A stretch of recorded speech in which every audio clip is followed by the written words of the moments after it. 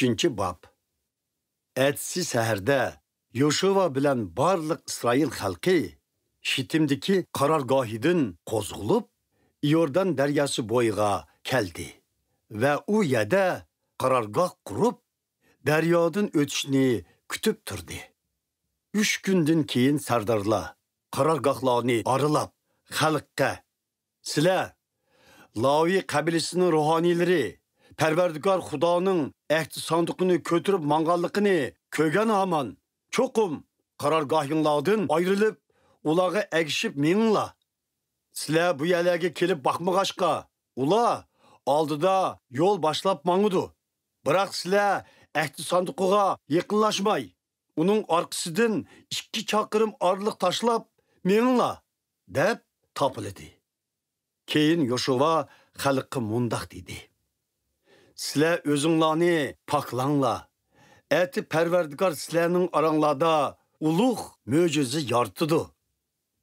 Etsi etganda Yoshua ruhaniylarga mundaq dedi: Ahd sanduqini ko'tirib xalqining oldida meninglar.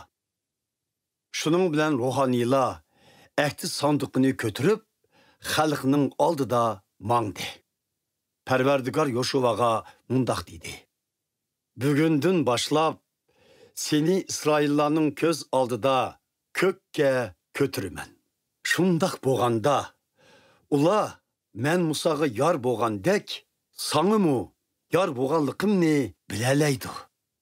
Sen ahd sanduqini ko'tirib mangan ruhaniylarga mening amrimni yetkizgin. Ular Yordan daryosi bo'yiga kelganda daryoning ichida tutsin. Keyin Yoshua İsrail xalqiga mundaq dedi: Kelinglar, Perverdigar Xudoning sizlarga degan so'zlarini anglanglar.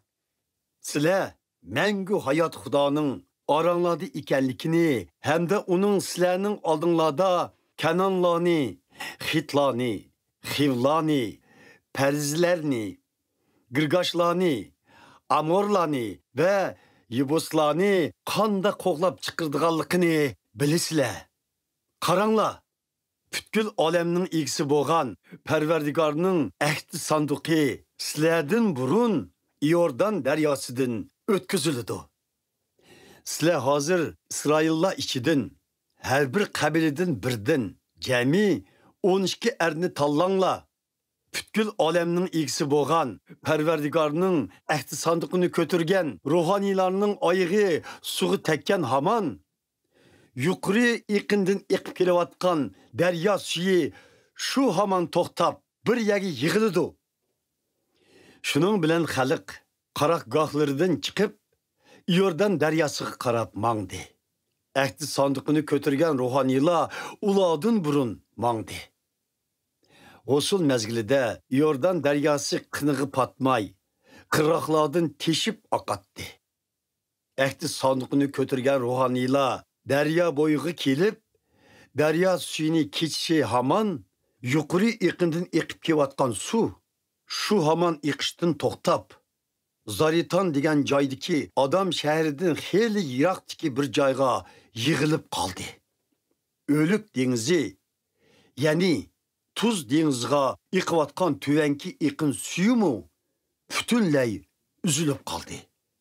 Shuning bilan xalq Yerixa shahriga yaqin yerda daryodan o'tdi.